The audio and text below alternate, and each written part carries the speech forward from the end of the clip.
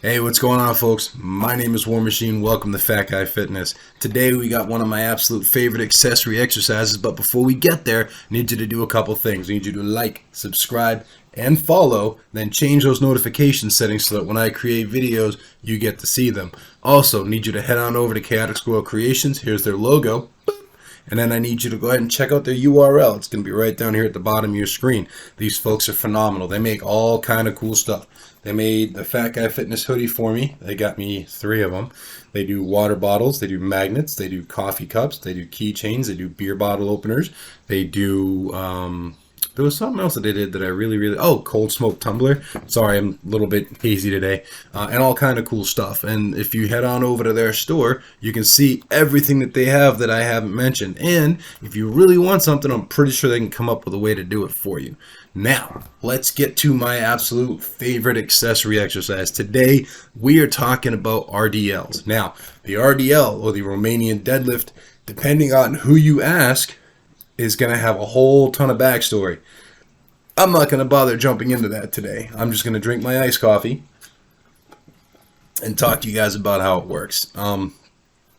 Like a regular deadlift, you are using the main muscles of the glutes and the hamstrings, and it is a hip hinge movement. So this is one of those exercises that if you have a hard time with other exercises such as deadlifts, squats, good morning, stuff like that, this is going to be really beneficial.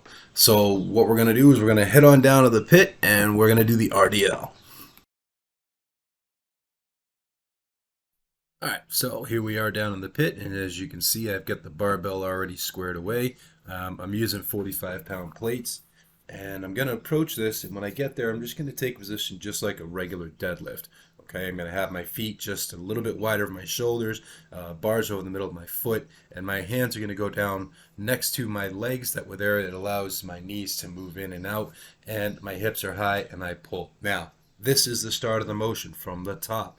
I'm going all the way down until I feel a beautiful stretch in the glutes and hammies and a small amount of tension in my lower spine. It's called flexion.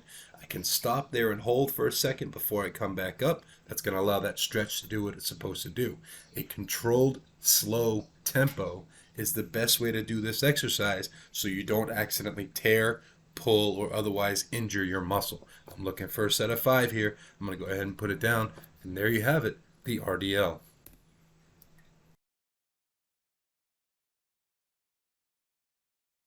And just like that, through the power of editing, we're right back in the dining room.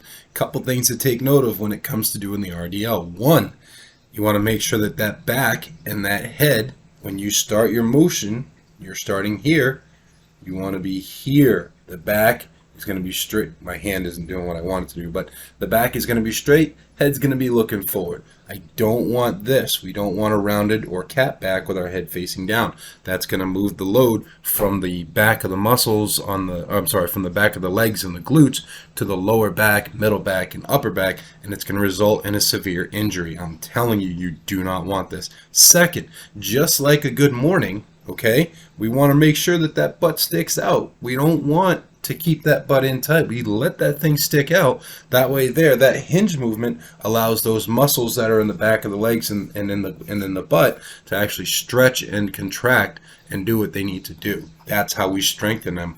3, whenever it comes to doing RDLs, you want to make sure you take your time. This is not one of those exercises that you should be rushing through.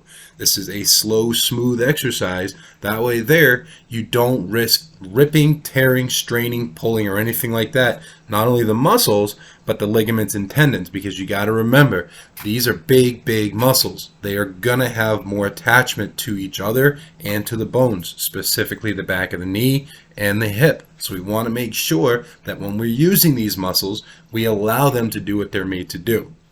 4, allow the weight to dictate the exercise.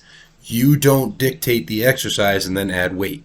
This is one of the few exercises that if the weight is too much, you need to stop. You cannot power through this with too much. So your form will obviously be messed up, but the risk for injury is high. This isn't like one of those things where, you know, you can force a squat if the weight's a couple of pounds too heavy, or you can force a deadlift. This type of exercise with the hip hinge motion and the way the weight is suspended, if you force way too much weight and you try this exercise, you will get hurt. So it doesn't matter if you're starting with just the bar. In fact, I would recommend starting with just the bar. You can do this as a warm-up. You can do this as an accessory.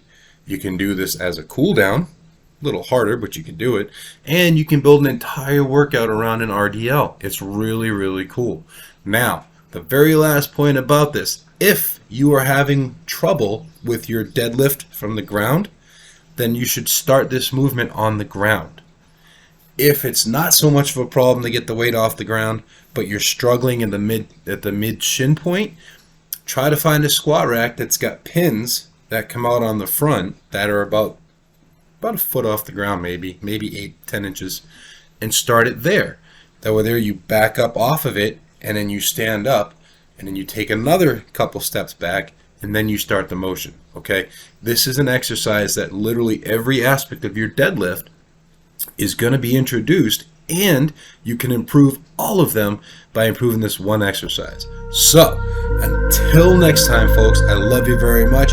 Keep doing what you're doing. Enjoy your workout. I'm out of here.